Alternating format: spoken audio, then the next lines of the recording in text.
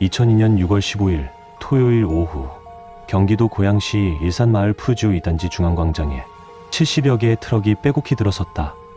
장맛비 직전의 눅눅한 공기 속에서 생선 굽는 연기와 3,000명의 목소리가 뒤섞였다. 그 혼잡 속에서 8살 이지우는 단 3분 만에 사라졌다. 안녕하세요. 오늘도 방문해 주셔서 감사합니다. 구독과 좋아요는 이야기를 만드는데 큰 힘이 됩니다. 오늘의 이야기 바로 시작하겠습니다. 일산마을 푸르지오 2단지는 5,847세대가 거주하는 대규모 단지였다. 58개 동이 중앙광장을 중심으로 빙 둘러서 있었고 매주 화요일과 토요일이면 광장은 장터로 변했다. 경기 북부 이동장터 옆에 소속 상인들이 트럭을 몰고 들어와 좁은 통로를 따라 좌판을 펼쳤다. 생선, 야채, 의류, 잡화 70여 개의 트럭이 들어서면 광장은 미로가 되었다. 김현주는 오후 2시 20분경 딸 지우의 손을 잡고 엘리베이터를 탔다. 127동 23층에서 2층까지 내려오는데 얼마 걸리지 않았다. 엘리베이터 문이 열리자 바로 앞에 장터가 펼쳐졌다. 지우는 흰색 반팔 티셔츠에 청색 체크무늬 치마를 입고 있었다. 왼쪽에 노란색 꽃 머리핀을 꽂았다. 김현주는 고등어를 사려고 생선 트럭 앞으로 갔다. 지우는 바로 옆 3m 거리의 좌판 앞에 섰다. 머리끈과 작은 인형을 파는 곳이었다. 상인은 40대로 보이는 여성이었다. 지우는 분홍색 토끼 인형을 집어들었다. 내려놓았다. 김현주는 다른 주민과 고등어 가격을 비교했다. 한 마리에 1,000원, 두 마리에 1,500원. 흥정이 이어졌다. 주변은 사람들로 가득했다. 아이들 울음소리, 트럭 경적, 상인들의 호객 소리가 뒤섞였다. 김현주는 고등어 4마리를 골랐다. 지갑에서 돈을 꺼냈다. 3분이 지났다. 그녀가 고개를 돌렸을 때 지우는 없었다. 머리끈 좌판 앞은 비어 있었다. 김현주는 주변을 둘러봤다. 트럭 사이, 좌판 뒤편, 놀이터 쪽. 지우의 흰색 티셔츠는 보이지 않았다. 그녀는 이름을 불렀다. 응답은 없었다. 오후 2시 33분, 김현주는 관리사무소로 달려갔다. 관리사무소는 즉시 방송을 내보냈다. 단지 전체에 지우의 인상착의가 울려 퍼졌다. 8살, 125cm, 흰색 반팔, 청색 치마, 분홍 샌들, 왼쪽 팔꿈치에 흉터. 경비 7명이 출입구로 흩어졌다. 단지는 폐쇄형 구조였지만 출입구는 총 7곳이었다. 메인게이트 4곳, 후문 3곳. 장날 오후 차량과 사람의 흐름이 가장 많은 시간대였다. 경비들은 주차 안내에 집중하고 있었다. 장터의 온 외부 차량이 단지 안으로 밀려들어 주차 공간을 찾지 못해 혼란이 생기는 날이었다. 아이 한 명이 걸어나가는 것을 신경 쓸 여유는 없었다. 게다가 지우는 단지 주민이었다. 얼굴을 아는 경비도 있었다. 그런 아이가 혼자 나가도 이상하게 보이지 않았다. 김현주는 경찰에 신고했다. 일산서 소속 경찰 2명이 15분 만에 도착했다. 그들은 관리사무소 CCTV 영상부터 확인했다. 단지에는 총 4대의 CCTV가 있었다. 중앙광장 외광 4방향에 각각 한 대씩. 화질은 낮았다. 2002년 당시 CCTV는 흑백에 가까운 저해상도였고 장터 트럭과 천막에 가려진 사각지대가 많았다. 영상 속에서 지우는 오후 2시 28분에 마지막으로 포착되었다. 머리끈 좌판 앞에 서 있는 뒷모습이었다. 그 이후 지우는 장터 안쪽으로 걸어가는 것처럼 보였다. 하지만 그 다음 장면은 없었다. 카메라 각도가 그 방향을 비추지 못했다. 트럭이 시야를 가렸다. 경찰은 장터 상인들에게 묻기 시작했다. 70여 개 트럭, 약 100명의 상인. 대부분은 아이를 기억하지 못했다. 장날 오후 아이들은 수십 명이 돌아다녔다. 흰 옷 입은 여자아이도 한둘이 아니었다. 몇몇은 봤다고 했다. 하지만 어디로 갔는지는 몰랐다. 오후 4시 단지 주민 50여 명이 자발적으로 수색에 나섰다. 놀이터, 상가, 지하주차장, 각 동계단. 지우의 이름이 단지 곳곳에서 불려졌다. 응답은 없었다. 해가 기울었다. 장터 트럭들이 하나둘 빠져나가기 시작했다. 오후 6시 지우는 여전히 발견되지 않았다. 경찰은 단지 외곽으로 수색 범위를 넓혔다. 하지만 4시간이 지난 시점에서 아이가 걸어서 갈 수 있는 반경은 이미 너무 멀어져 있었다. 그리고 그날 밤 수색에 참여했던 한 주민이 이상한 말을 경찰에게 전했다. 장터에서 누군가 지우의 이름을 불렀다는 것이었다. 경찰은 장터에 있던 사람들을 대상으로 본격적인 조사를 시작했다. 6월 16일 일요일, 일산서는 사건 당일 장터를 방문한 주민들의 연락처를 확보했다. 관리사무소에 남겨진 차량 번호판 기록과 아파트 출입 명부를 통해 약 200명의 명단이 작성되었다. 그중 절반이 전화조사에 응했다. 나머지는 연락이 닿지 않았다. 증언은 쏟아졌다. 하지만 내용은 제각각이었다. 과일 트럭을 운영하던 60대 남성은 지우를 봤다고 했다. 오후 2시 30분경 아이가 혼자 광장 끝쪽으로 걸어가는 것을 목격했다는 것이었다. 분홍 샌들을 신고 있었고 머리에 노란색 핀을 꽂고 있었다. 방향은 놀이터 쪽이었다. 혼자였다. 누구와도 함께 있지 않았다. 떡을 파는 70대의 여성의 말은 달랐다. 그녀는 누군가 지우의 손을 잡고 트럭 사이로 걸어가는 것을 봤다고 주장했다. 시간은 2시 35분경. 함께 있던 사람은 여성이었다. 키는 160cm 정도. 머리는 짧았다. 옷차림은 기억나지 않았다. 그저 자연스러워 보였다. 엄마인 줄 알았다. 관리사무소 경비는 CCTV를 다시 확인하며 혼란스러워했다. 영상 속 지우가 입은 옷이 흰색이었는지 회색이었는지 확신하지 못했다. 처음엔 흰색이라고 했다가 다시 보니 연한 회색 같기도 했다. 치마 색도 파란색인지 검은색인지 불분명했다. 화질이 낮아 구분이 어려웠다. 경비는 자신이 본 것이 맞는지 의심하기 시작했다. 더 이상한 증언도 있었다. 112동에 사는 40대의 여성은 지우가 상가 쪽으로 뛰어가는 것을 봤다고 했다. 오후 2시 40분경이었다. 아이는 급한 듯 뛰고 있었다. 뒤를 따라가는 사람은 없었다. 하지만 다른 목격자는 같은 시간, 같은 장소에서 아이를 보지 못했다고 했다. 경찰은 증언을 정리하려 했지만 일관성을 찾을 수 없었다. 모두가 뭔가를 봤다고 했다. 하지만 정확히 본 사람은 아무도 없었다. 시간도, 방향도, 옷 색깔도 모두 달랐다. 장터의 혼잡함이 기억을 왜곡시킨 것인지 아니면 애초에 제대로 보지 못한 것인지 알 수 없었다. 경찰은 한 가지 사실만 확신했다. 지우는 오후 2시 28분 이후 어디론가 갔다. 그리고 그 이후 단 한 명도 그 아이를 명확하게 목격하지 못했다. 70개의 트럭, 3,000명의 사람, 그 속에서 한 아이가 완전히 사라졌다. 다음날 경찰은 장터 상인 명단을 요청했다. 경기 북부 이동장터협회. 경찰이 확보한 서류에는 이 이름이 적혀 있었다. 정식 등록된 단체는 아니었다. 사업자 번호도 없었다. 다만 일산, 파주, 김포, 양주, 의정부 5개의 지역을 순회하며 장터를 여는 비공식 상인 조합이었다. 매주 정해진 요일에 정해진 장소에 트럭을 몰고 들어와 물건을 팔고 떠났다. 일산 마을 푸르지오에는 매주 화요일과 토요일에 장터가 섰다. 상인들은 새벽 6시에 도착해 오후 5시에 철수했다. 트럭 70여 대, 상인은 약 100명. 대부분은 40대에서 60대였다. 생선, 야채, 과일, 의류, 신발, 잡화. 품목은 다양했다. 일부는 고정 멤버였지만 일부는 매번 바뀌었다. 관리사무소는 상인 명단을 갖고 있지 않았다. 장터 운영은 주민퇴내 차원에서 허용했을 뿐 누가 들어오는지 관리하지 않았다. 경비는 차량 번호만 기록했다. 6월 15일 당일 기록된 차량은 68대였다. 경찰은 이 번호를 추적했다. 절반은 개인 소유 차량이었다. 나머지는 렌터카이거나 명의가 불분명했다. 경찰은 차량 소유주를 찾아 연락했다. 대부분 협조적이었다. 당일 어떤 물건을 팔았는지, 누구와 함께 있었는지 진술했다. 하지만 아이에 대해서는 기억하지 못했다. 너무 많은 사람이 지나갔다. 아이들도 수십 명이었다. 경찰이 주목한 것은 머리끈과 인형을 팔던 좌판이었다. 지우가 마지막으로 서 있던 곳. 김현주는 그 상인을 기억했다. 40대 여성, 짧은 머리, 남색 점퍼. 하지만 그 여성의 신원은 확인되지 않았다. 차량 번호판 기록에도 해당 트럭은 없었다. 소형 승합차를 이용했을 가능성이 컸다. 혹은 다른 상인의 트럭에 좌판만 얹어왔을 수도 있었다. 경찰은 다음 장날인 6월 18일 화요일을 기다렸다. 장터가 다시 서면 그 여성을 찾을 수 있을 것이었다.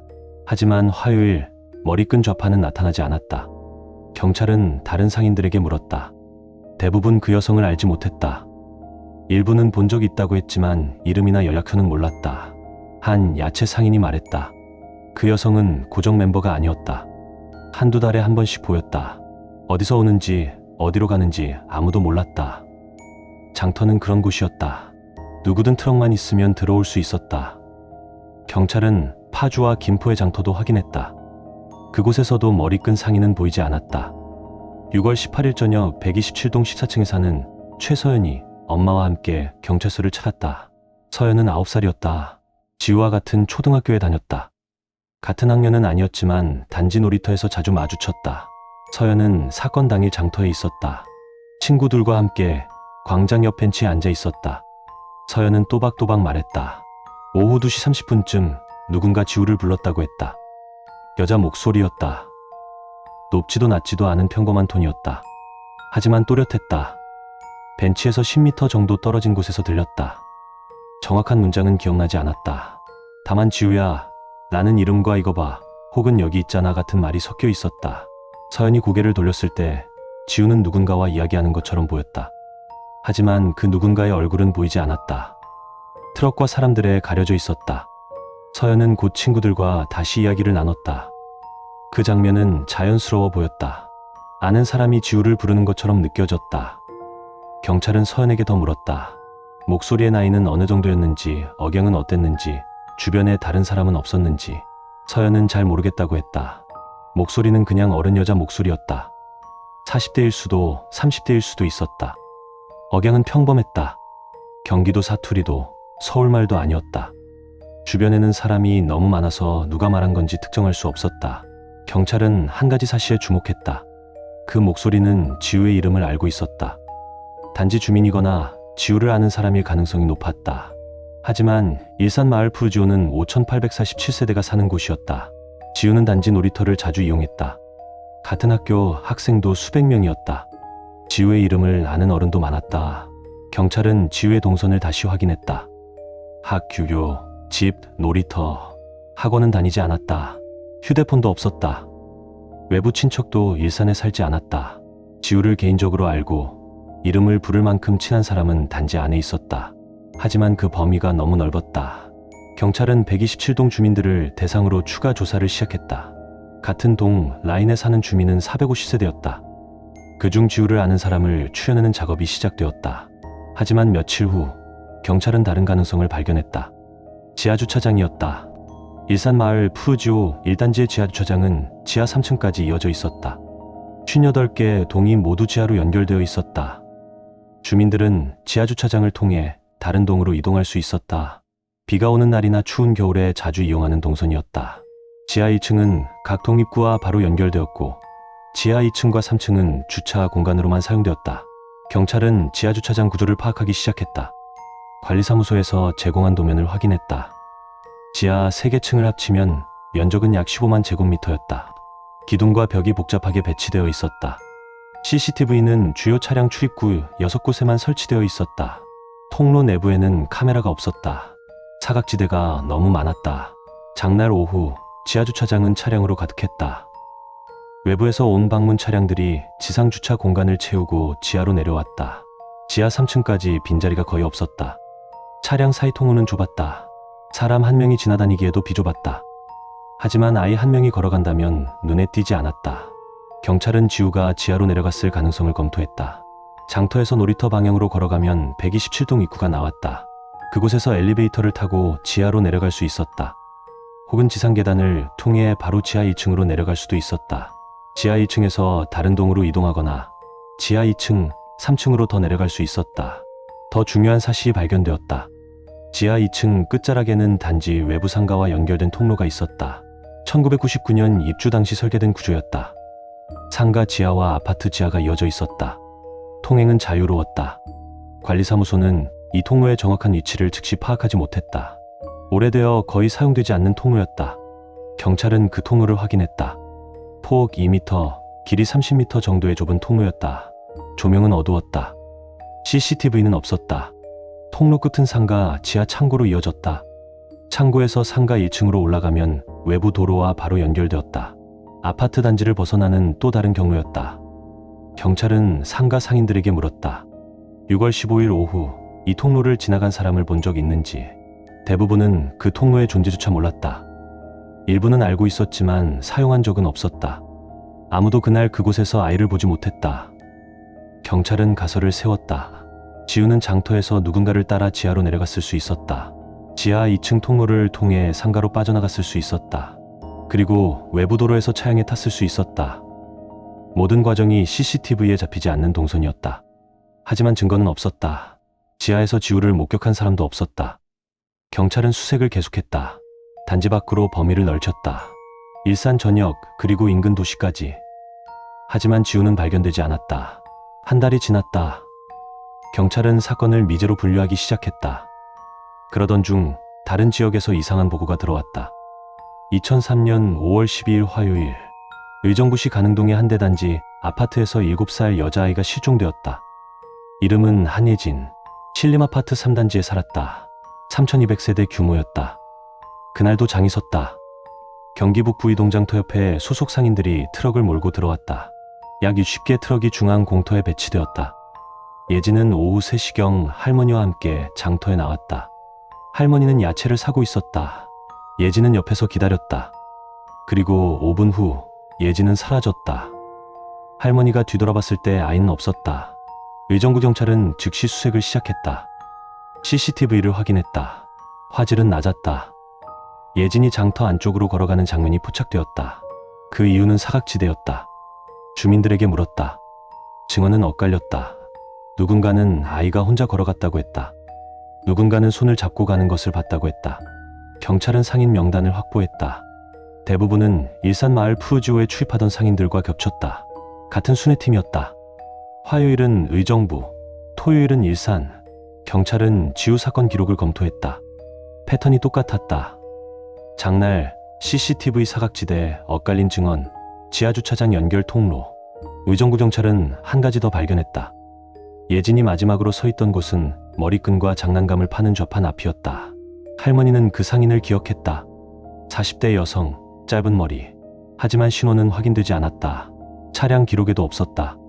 경찰은 다음 장날인 5월 15일을 기다렸다. 하지만 그 좌판은 나타나지 않았다. 경찰은 일산서와 협력 수사를 시작했다. 두 사건의 연관성을 조사했다. 공통점은 명확했다. 이동장터, 머리끈 상인, 사각지대, 지하 통로. 하지만 결정적 증거는 없었다. 경찰은 머리끈 상인의 행적을 추적했다. 파주, 김포, 양주의 장터도 확인했다. 일부 상인들은 그 여성을 본 적 있다고 했다. 하지만 이름이나 연락처는 아무도 몰랐다. 그녀는 가끔 나타났다가 사라졌다. 고정 멤버가 아니었다. 어디서 오는지, 어디 사는지 아무도 알지 못했다. 2003년 여름, 두 사건은 미제로 남았다. 경찰은 수사를 계속했지만 진전은 없었다. 장터는 여전히 돌아다녔다. 일산, 파주, 김포, 양주, 의정부. 매주 정해진 요일에 트럭이 들어오고 나갔다. 사람들은 물건을 샀다. 아이들은 부모 손을 잡고 장터를 걸었다. 그리고 2004년 장터는 조용히 사라졌다. 경기 북부 이동장터 협회는 해체되었다. 상인들은 뿔뿔이 흩어졌다. 일부는 다른 지역으로 갔다. 일부는 장사를 그만뒀다. 머리끈 상인은 다시는 나타나지 않았다. 2025년 11월, 이지우 실종 사건은 여전히 미해결로 남아있다. 경기 북부경찰청 미제 사건 목록에 등재되어 있다. 사건 번호 2002-1547 파일은 보관함 깊숙이 쌓여 있다. 담당 형사는 2번 바뀌었다. 새로운 단서는 나오지 않았다. 일산마을 푸우지오 2단지는 여전히 그 자리에 있다. 5847세대가 살고 있다. 중앙광장은 주민 행사와 주말 장터로 사용된다. 지금은 공식 등록된 상인들만 들어온다. 관리사무소는 출입을 철저히 통제한다. CCTV도 20대로 늘었다. 화질도 선명해졌다. 127동 2304호에는 더 이상 김현주의 가족이 살지 않는다. 그들은 2005년에 이사를 갔다. 어디로 갔는지 아는 사람은 많지 않다. 이웃들은 가끔 그 가족을 떠올린다. 엘리베이터를 탈 때, 장터를 지날 때. 하지만 말하지 않는다. 한예진의 사건도 미제다. 신림아파트 3단지도 여전히 그 자리에 있다. 장터는 더 이상 서지 않는다. 주민들이 원하지 않았다. 관리사무소는 외부 상인 출입을 금지했다. 지하 통로도 폐쇄되었다. 경기 북부 이동장터 협회는 2004년 이후 존재하지 않는다. 상인들의 행적은 추적되지 않았다. 일부는 다른 이름으로 다른 지역에서 장사를 이어갔을 것이다. 일부는 은퇴했을 것이다. 머리끈을 팔던 여성이 누구였는지, 지금 어디 있는지 아무도 모른다. 2002년 이후 경기도 북부 지역에서 유사한 실종 사건은 보고되지 않았다. 장터가 사라지면서 패턴도 사라졌다. 혹은 더 이상 발견되지 않았을 뿐일 수도 있다. 이지우는 올해 31세가 된다. 어디선가 살고 있을 수도 있다. 혹은 그렇지 않을 수도 있다. 경찰은 여전히 제보를 받고 있다. 가끔 비슷한 연령대의 여성이 신원 조회를 요청하면 지우의 파일이 열린다. DNA 대조가 이루어진다. 하지만 지금까지 일치한 경우는 없었다. 장터는 여전히 존재한다. 다른 이름으로, 다른 형태로. 트럭이 들어오고 천막이 펼쳐진다. 사람들이 모이고 물건이 팔린다. 아이들이 부모 손을 잡고 걷는다. 방송이 울린다. 아이들의 손을 꼭 잡아주시기 바랍니다. 그 문장은 여전히 반복된다. 하지만 아무도 그 이유를 기억하지 못한다. 시간이 지났다. 기억은 흐려졌다. 2002년 6월 15일, 일산 마을 푸르지오에서 무슨 일이 있었는지 아는 사람은 점점 줄어든다. 단 한 가지는 변하지 않는다. 누군가는 여전히 기억하고 있다.